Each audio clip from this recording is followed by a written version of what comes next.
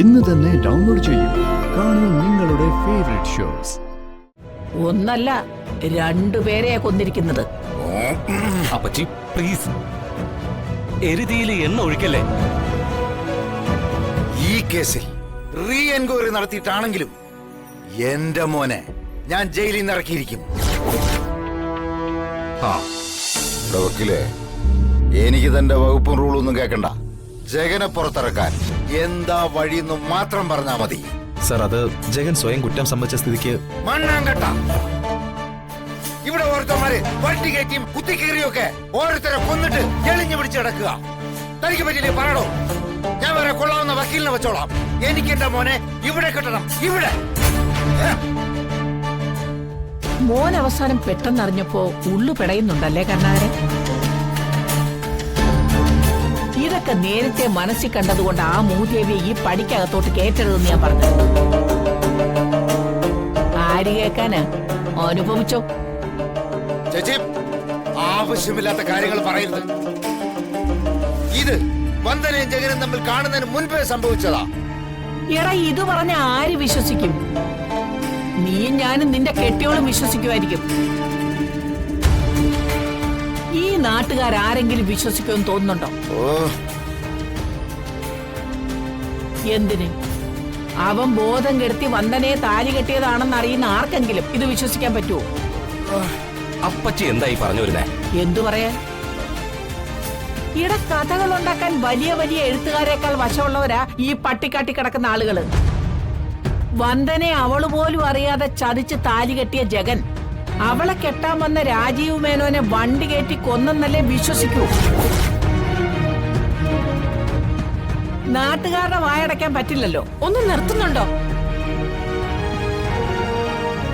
എന്റെ കുഞ്ഞ് ജയിലില്ല.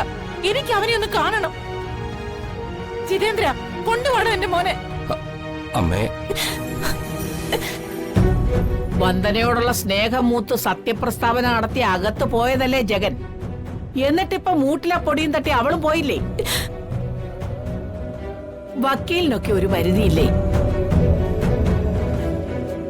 കോടതിക്ക് വേണ്ടതേ തെളിവുകളാ. കേട്ടോ വക്കീലെ, ഈ കേസിൽ ആദ്യം കുറ്റം സംബന്ധിച്ച് ആ വിനുവല്ലേ? ആ വിനുവിനെ രക്ഷിക്കാനുള്ള ശ്രമത്തിന്റെ ഭാഗമായാണ് ജഗൻ കുറ്റമേറ്റെന്ന് നമുക്ക് വാദിച്ചാലോ? അത് ഉന്നയിക്കാൻ കുറുപ്പ് സാറേ. അത് വെറുമൊരു വാദം മാത്രമേ ആകുന്നുള്ളൂ. അത് മാത്രമല്ല, അവിടെയും ഈ പറയുന്ന വിനുവിനെതിരെ തെളിവുകളൊന്നുമില്ലല്ലോ. മാത്രമല്ല, വിനു ആ സമയത്ത് കല്യാണ മണ്ഡപത്തിൽ ഉണ്ടായിരുന്നതിന്റെ തെളിവ് ആ ACP കോടതിയിൽ ഹാജരാക്കുകയും ചെയ്തു. അപ്പൊ പെട്ടു. ജീവപര്യന്തം ഉറപ്പാ. ഒന്നല്ല, രണ്ടുപേരെയാ കൊന്നിരിക്കുന്നത്. അപ്പച്ചി പ്ലീസ്, എരുതിയിൽ എണ്ണ ഒഴിക്കല്ലേ. ഈ കേസിൽ റീ എൻക്വയറി നടത്തിയിട്ടാണെങ്കിലും എന്റെ മോനെ ഞാൻ ജയിലിൽ നിന്ന് ഇറക്കിയിരിക്കും.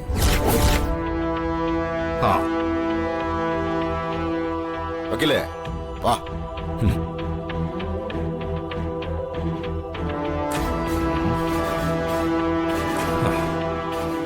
എന്ത് വന്നിട്ടാണെങ്കിലും, ആരെ കൊന്നിട്ടാണെങ്കിലും, വേണ്ടി വന്ന അപ്പച്ചിയെ കൊന്നിട്ടാണെങ്കിലും എന്റെ അനിയനെ ഈ ജിതേന്ദ്രൻ ജയിലിൽ നിന്ന് പുറത്തിറക്കിയിരിക്കും. അപ്പച്ചി മരിച്ചു പോകുന്നതാണെങ്കിലും സത്യം. അല്ലോ,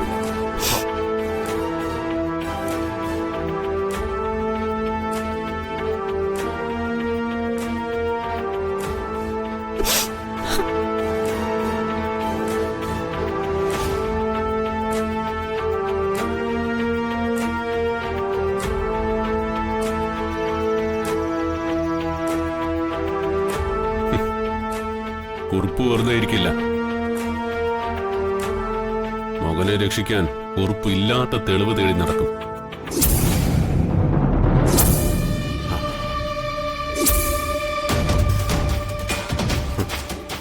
കുറുപ്പിന്റെ ബുദ്ധിയില് എന്തെങ്കിലും ഒന്ന് സ്പാർക്ക് ചെയ്താൽ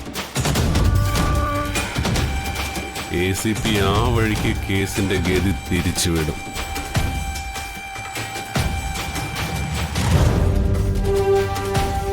ഞാൻ കൊട്ടേഷൻ കൊടുത്ത ലോറി ഇടിച്ചാണ് രാജീവും തള്ളയും ചത്തതെന്നും അതിനുശേഷമാണ് രാജീവന്റെ കാറിൽ ജഗന്റെ കാറ് തട്ടിയതെന്നും കുറുപ്പ് മനസ്സിലാക്കിയ ആ തന്ത്രശാലി എനിക്ക് ഒടുക്കത്തെ ചെക്ക് വയ്ക്കും.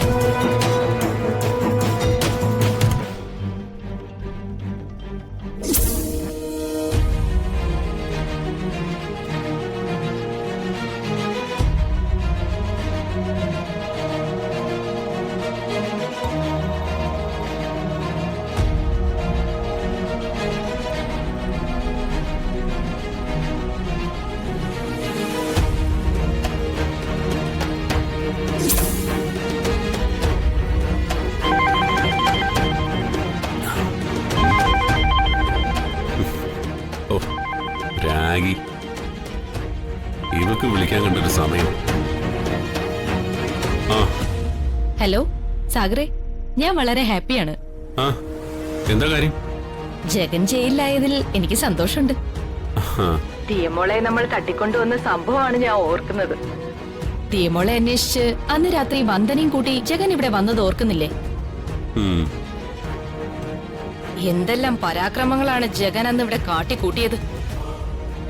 തീയമോളെ ചോദിച്ചോണ്ട് അവൻ നിന്നെ തല്ലി, എന്നെ നിന്റെ അമ്മയും ഭീഷണിപ്പെടുത്തി. ഒടുവിൽ തീയമോളെ എന്നിൽ നിന്നും പറിച്ചെടുത്തോണ്ട് അവൻ പോയത്. ദ്രോഹി. ദിയമോളുടെ അച്ഛന്റെ ഘാതകനായ ജഗൻ തന്നെ അവളുടെ അച്ഛൻ ചമഞ്ഞ് നടക്കുകയല്ലായിരുന്നു ഇതുവരെ. സമൂഹത്തിന്റെ കണ്ണിൽ പൊടിയിട്ട് നടക്കുന്ന ഒരു മാന്യൻ, ആദർശവാദി. കൂട്ടു വീണില്ലേ അവന്? അവനെ ഭർത്താവാക്കി തലയിലേറ്റി നടന്ന വന്ദനയ്ക്കും കിട്ടിയില്ലടാ 8ന്റെ പണി. നിയമത്തിന്റെ കണ്ണ് വെട്ടിച്ച് നടക്കുന്ന സാമൂഹ്യ വിരുദ്ധനാ ജഗൻ. അവൻ അർഹിക്കുന്ന പരമാവധി ശിക്ഷ തന്നെ അവന് കിട്ടിയിരിക്കണം. എന്താ സാഗറെ, ഞാൻ പറഞ്ഞതൊന്നും സാഗറിന് പിടിച്ചില്ലേ? ആ അല്ല, അത് പിന്നെ ഏത് പിന്നെ? സാഗറിന്റെ ഉറ്റ സുഹൃത്തല്ലേ കരുണാകരക്കുറുപ്പ്. അയാളാണ് ഈ കളികളൊക്കെ കളിച്ചത്. ദിയമോളെ നമുക്ക് കിട്ടാത്ത അവസ്ഥ ഉണ്ടാക്കിയത് അയാളാണ്. കുറുപ്പിന്റെ തനിനിറം ഇപ്പൊ മനസ്സിലായില്ലേ? വിശ്വസിക്കരുത് അയാളെ. ഇനി ദിയമോളെ നമുക്ക് ഏറ്റെടുക്കണം. അവളെ സ്വന്തം മോളായിട്ട് എനിക്ക് സംരക്ഷിച്ച് വളർത്തണം. ശ്ശെ, ഇവളത് ശ്ശെ. അതിനു വേണ്ട നിയമ നടപടികൾ ഉടനെ തുടങ്ങണം. എന്താ? ആ അതെ, അങ്ങനെയാവാം. ദിയമോളുടെ അപ്പച്ചയായ ഞാൻ ഇനി അവൾക്ക് അമ്മയാവണം. അവൾക്ക് അവകാശപ്പെട്ട സ്വത്തുക്കൾ അവളുടെ പേരിൽ തന്നെ വ്യവസ്ഥ ചെയ്യണം. മക്കളില്ലാത്ത എനിക്ക് ചെയ്യാൻ കഴിയുന്ന ഏറ്റവും വലിയ നന്മ,